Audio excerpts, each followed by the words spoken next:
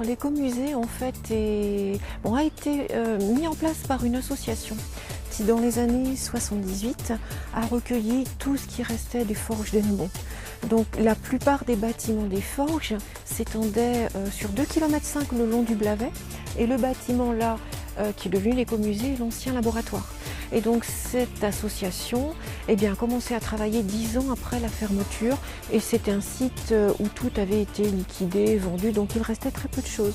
Et donc c'est passionné, puisque c'est surtout à l'initiative de Gisèle Lerouzic, une passionnée, est passée chez les anciens des forges pour avoir un témoignage, des outils, des photos, tout ce qui concernait les forges.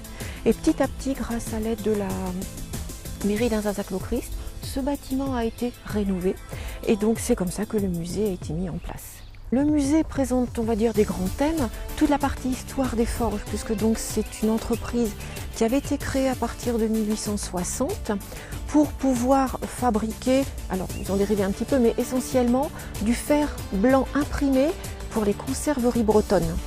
Alors à l'écomusée des forges de Lochrist, on a donc plusieurs maquettes qui présentent essentiellement le fonctionnement des laminoirs qui étaient installés le long du Blavet. Un laminoir ancien qu'on appelle le laminoir de Kerglave, et le trio. Alors le laminoir trio, c'était un des plus importants des forges d'Hennebont, installés donc à Inzazac-Lochrist. Ce trio permettait de transformer des lingots de métal de plusieurs centaines de kilos, 300-400 kilos, en plaques qu'on appelle des largets.